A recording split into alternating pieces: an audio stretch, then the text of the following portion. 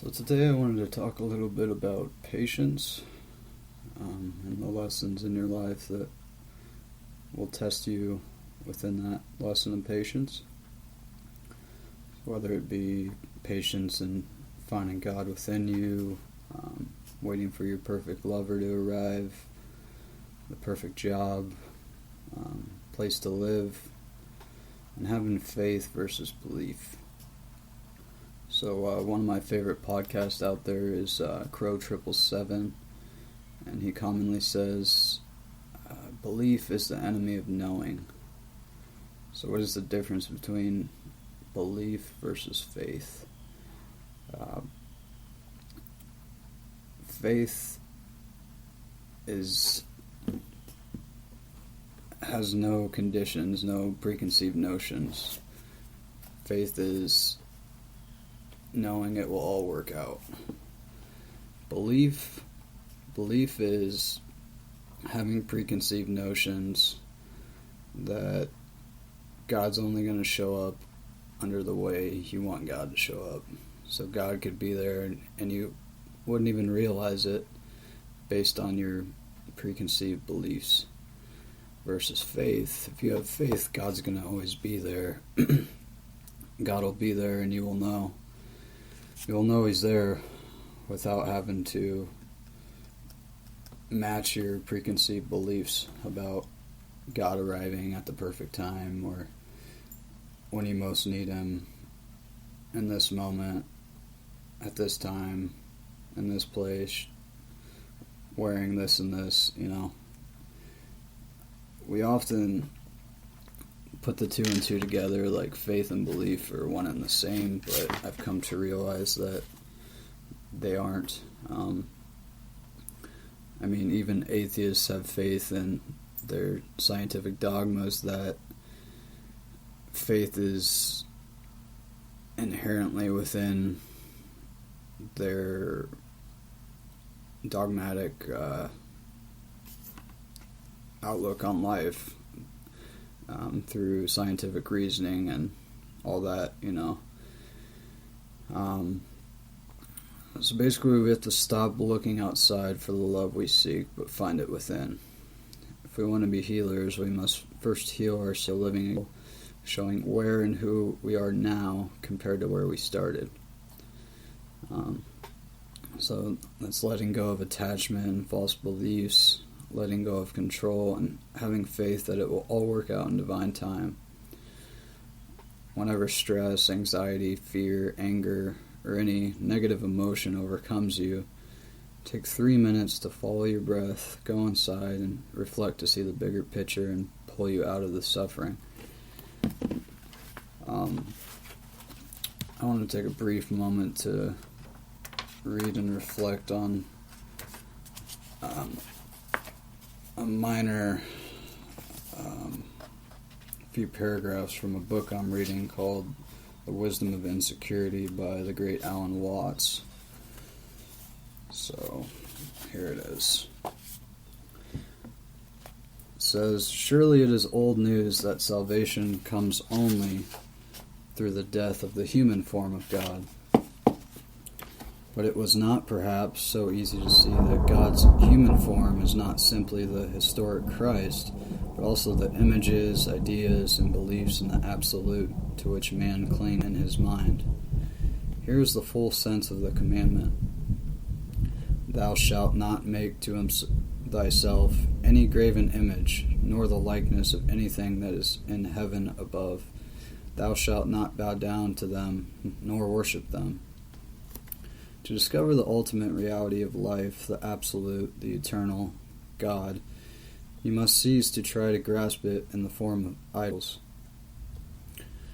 These idols are not just crude images, such as the mental picture of God as an old gentleman on a golden throne. They are our beliefs, our cherished preconceptions of the truth, which block the unreserved opening of mind and heart to reality. The legitimate use of images is to express the truth, not to possess it. This was always recognized in the great Oriental traditions such as Buddhism, Vedanta, and Taoism. The principle has not been unknown to Christians, for it was implicit in the whole story and teaching of Christ. His life was from the beginning a complete acceptance and embracing of insecurity. The foxes have holes, and the birds of the air have nests, but the Son of Man hath not where to lay his head. The principle is yet more to the point if Christ is regarded as divine in the most orthodox sense, as the unique and special incarnation of God. For the basic theme of the Christ story is that this express image of God becomes the source of life in the very act of being destroyed. To the disciples who cling to his divinity in the form of his human individuality, he explained, "Unless a grain of corn fall into the ground and die, it remains alone. But if it dies, it brings forth much fruit." In the same vein, he warned them, "It is expedient for you that I go away, for if I go not away, the Paraclete, the Holy Spirit, cannot come unto you." These words are more than ever applicable to Christians, and speak exactly to the whole condition of our times. For we have never actually understood the revolutionary sense beneath them, the incredible truth that what religion calls the vision of God is found in giving up any belief in the idea of God. By the same law of reversed effort, we discover the infinite and the absolute, not by straining to escape from the finite in the world, but by the most complete acceptance of its limitations. Paradox as it may seem, we likewise find life meaningful only when we have seen that it is without purpose, and know the mystery of the universe only when we are convinced that we know nothing about it at all. The ordinary agnostic, relativist, or materialist fails to reach this point because he does not follow his line of thought consistently to its end, an end which would be the surprise of his life. All too soon he abandons faith, openness to reality, and lets his mind harden into doctrine. The discovery of the mystery, the wonder beyond all wonders, needs no belief, for we can only believe in what we have already known, preconceived and imagined. But this is beyond any imagination. We have but to open the eyes of the mind wide enough, and the truth will come out.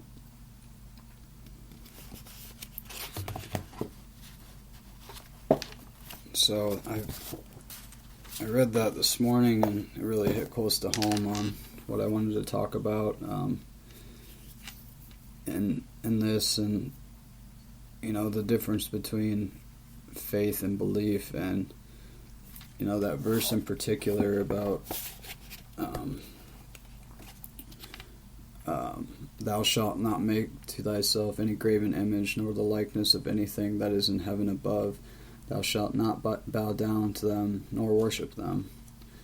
Being raised Christian, I heard that verse a lot, and I always perceived it literally, or took it to mean like thou shalt not worship Buddha, or thou shalt not worship false gods, every god that's not the Christian Abrahamic God is a false god in the Christian teaching in the modern day churches. And I didn't think it to mean like ideas or projections on other people, things that interrupt us from staying in the present moment, or that stillness where we find peace in our lives. So many outer distractions. We erupt in anger and frustration and all these negative emotions, because it's almost like we turn these things into a God that can condemn us or control us, as in a lot of Christians believe God can do, condemn people to hell that go against their teachings, taken literally. And we can do that to ourselves when we objectify these ideas or thoughts and make them more powerful than we are. And we lose sight of our true power, to, find that stillness, take that 3 minutes just to find our breath and see the bigger picture beyond that. So yeah, I just wanted to take some time to reflect on that message. Like, it really hit close to home, and it's just amazing. It's like you always think you have life figured out. You always think you understand something, and then you come back around. It's like a cycle, and you see it from a different perspective and gain new understanding and new outlooks, a new way of looking at it. So it's like every time you think you have something figured out, check yourself and, just submit to the peace of not knowing. Because we're never going to know all the answers, but I know that's hard to grasp, and that's kind of a paradox to even say, but I have found that ignorance is bliss from that perspective. It's great to be aware of all the evil in the world and all the darkness that exists in our society and all the corruption, but don't let that take away from your inner peace, and don't put all your energy into that to the point where you forget to live your own life and utilize your true power to express your creativity, pretty much not limiting yourself by giving over your power to those that you fear control you, because the real control exists within you to,